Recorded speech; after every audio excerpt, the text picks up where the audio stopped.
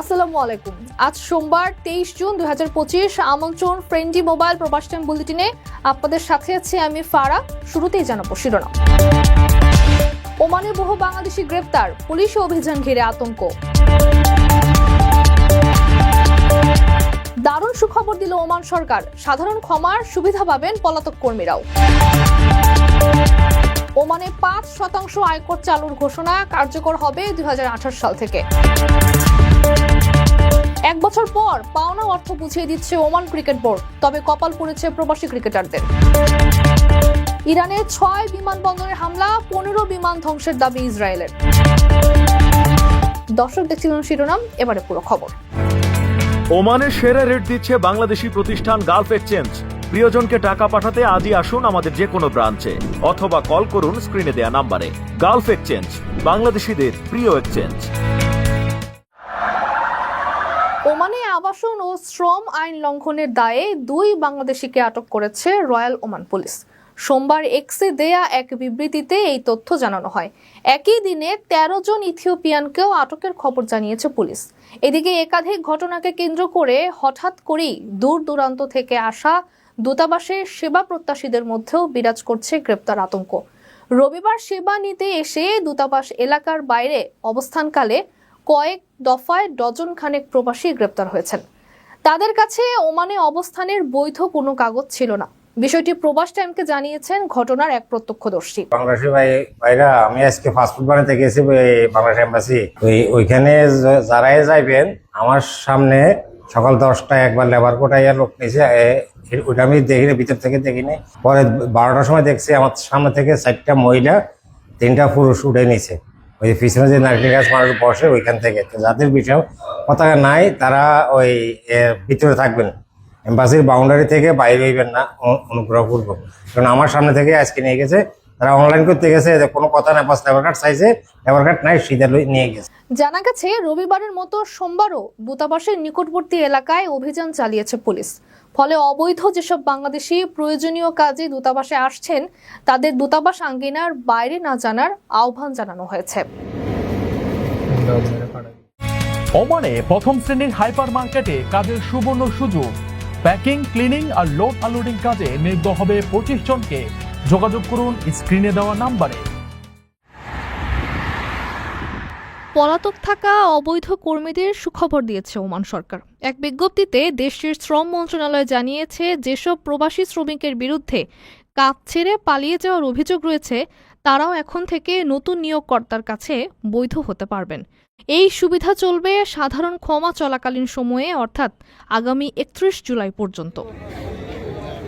বিজ্ঞপ্তিতে জানানো হয়েছে, কর্মীর লেবার কার্ড মেয়াদোত্তীর্ণ হোক বা বৈধ থাকুক, যদি তার নামে আর কোনো সক্রিয় শ্রম আইন লঙ্ঘনের অভিযোগ না থাকে তাহলে নিয়োগকর্তারা তার হস্তান্তরের জন্য আবেদন করতে পারবেন এবং মন্ত্রণালয় এই আবেদনগুলো স্বয়ংক্রিয়ভাবে অনুমোদন করবে। এই সুবিধা গ্রহণ করতে হলে নিয়োগকর্তাকে প্রথমে শ্রম মন্ত্রণালয়ের ইলেকট্রনিক সিস্টেমের মাধ্যমে কর্মীকে হস্তান্তরের আবেদন করতে হবে। অনুমোদন পাওয়ার পর সংশ্লিষ্ট প্রশাসনিক শাখা থেকে একটি নোটিফিকেশন লেটার সংগ্রহ করতে হবে।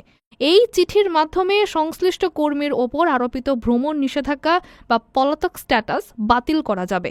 সবশেষে চিঠিটি ব্যবহার করে রয়্যাল ওমান পুলিশের মাধ্যমে চূড়ান্ত কার্যক্রম সম্পন্ন করতে হবে। শ্রম মন্ত্রণালয় স্পষ্টভাবে জানিয়েছে, এই বিশেষ সুবিধা কেবলমাত্র নির্ধারিত গ্রেস পিরিয়ডের মধ্যেই প্রযোজ্য হবে। নির্ধারিত সময়সীমা শেষ হয়ে গেলে আর এই সুবিধা নেওয়া যাবে না।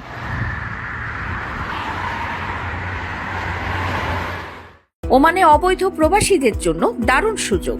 আকর্ষণীয় বেতনে বিল্ডিং কনস্ট্রাকশন সেক্টরে 120 জন কর্মী নিয়োগ দেওয়া হবে।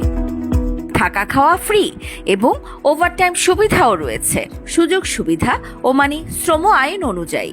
আগ্রহীরা ভিসা পরিবর্তন সাপেক্ষে যোগাযোগ করুন স্ক্রিনে দেওয়া নাম্বারে।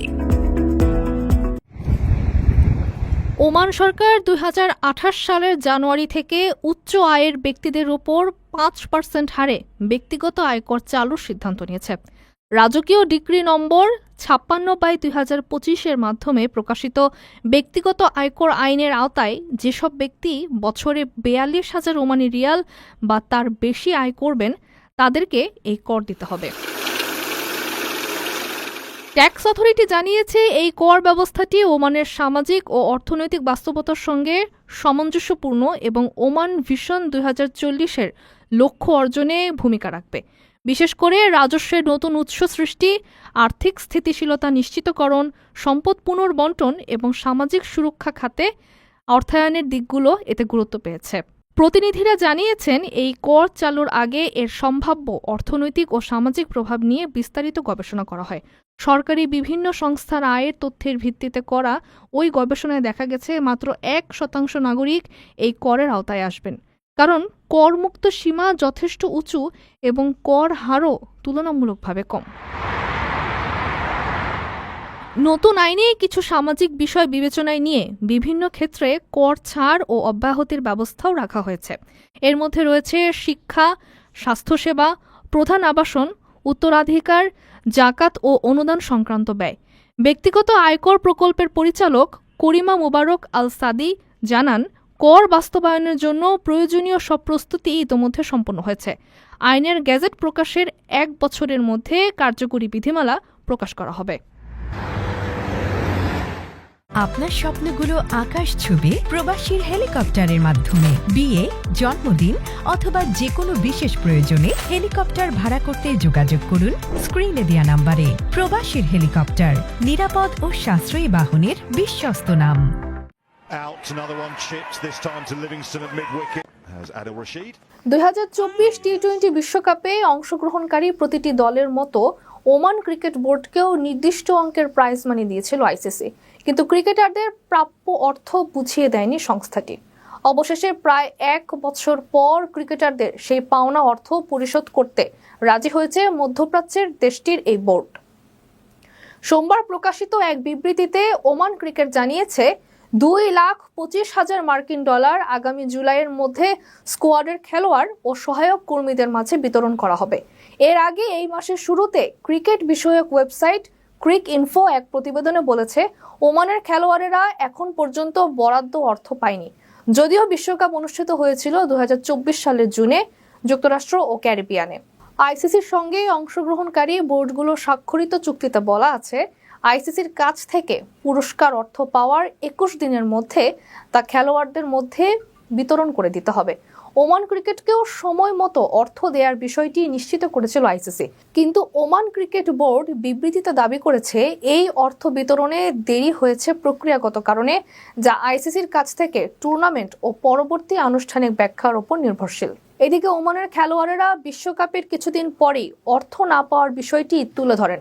এরপর গত অক্টোবর মাসে ইমার্জিং এশিয়া কাপ চলাকালীন এই সংকট সবচেয়ে জটিল আকার ধারণ করে।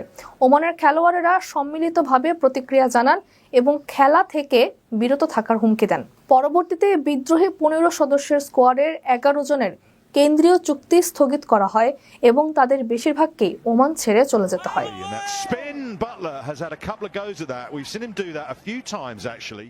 প্রিয় প্রবাসী, আপনার নিরাপদ ভবিষ্যতের জন্য অর্ধেক দামে আজই ফ্ল্যাট বুকিং করুন। ঢাকায় প্রবাসী সিটি দিচ্ছে সীমিত সময়ের স্পেশাল অফার। জমি ও ফ্ল্যাট একসাথে। যোগাযোগ করুন স্ক্রিনে দেওয়া নাম্বারে। ইসরায়েলের সামরিক বাহিনী জানিয়েছে, তারা ইরানের পশ্চিম, পূর্ব ও মধ্যাঞ্চলে অবস্থিত কমপক্ষে 6টি বিমানবন্দরে বিমান হামলা চালিয়েছে। সোমবার ইসরায়েলের সামরিক বাহিনীর হিব্রু ভাষার এক্স অ্যাকাউন্টে প্রকাশিত এক বিবৃতিতে জানানো হয়েছে, দূর নিয়ন্ত্রিত যুদ্ধ বিমান 15টি ইরানি বিমান ও হেলিকপ্টার ধ্বংস করেছে। বিবৃতিতে আরও বলা হয়েছে, এই হামলায় রানওয়ে, ভূগর্ভস্থ ব্যাংকার, একটি জ্বালানি সরবরাহের উড়োজাহাজ এবং ইরানের F-14, F-5 এবং AH-1 মডেলের বিমান ক্ষতিগ্রস্ত হয়েছে। ইসরায়েলি সামরিক বাহিনী দাবি করেছে, তারা বিমানবন্দরগুলো থেকে উড়ান পরিচালনার সক্ষমতা এবং ইরানি সেনাবাহিনীর বিমান শক্তির কার্যক্রম ব্যাহত করেছে। তবে এই হামলার বিষয়ে ইরানের পক্ষ থেকে তাৎক্ষণিক কোনো প্রতিক্রিয়া পাওয়া যায়নি। দর্শক দেখছিলেন ফ্রেন্ডলি মোবাইল প্রবাস টাইম বুলেটিন। শেষ করার আগে শিরোনামগুলো জানিয়ে দিচ্ছি আরো একবার। ওমানে বহু বাংলাদেশি গ্রেপ্তার, পুলিশ অভিযান ঘিরে আতঙ্ক। দারুণ সুখবর দিল ওমান সরকার, সাধারণ ক্ষমার সুবিধা পাবেন পলাতক কর্মীরাও। ওমানে 5% আয়কর চালুর ঘোষণা কার্যকর হবে 2028 সাল থেকে। 1 বছর পর পাওনা অর্থ বুঝিয়ে দিচ্ছে ওমান ক্রিকেট বোর্ড, তবে কপাল পড়েছে প্রবাসী ক্রিকেটারদের। ইরানের 6 বিমানবন্দরের হামলা, 15 বিমান ধ্বংসের দাবি ইসরায়েলের। এই ছিল ফ্রেন্ডলি মোবাইল প্রবাস টাইম বুলেটিনের আজকের আয়োজনে। প্রবাসের সর্বশেষ সংবাদ পেতে ভিজিট করুন www.probastime.net। সাবস্ক্রাইব করুন আমাদের ইউটিউব চ্যানেল এবং চোখ রাখুন ফেসবুক পেজে। পরবর্তী বুলেটিন দেখার আমন্ত্রণ জানিয়ে আজকের মতো বিদায় নিচ্ছি আমি। সে পর্যন্ত সবাই ভালো থাকবেন এবং নিরাপদে থাকবেন। আল্লাহ হাফেজ।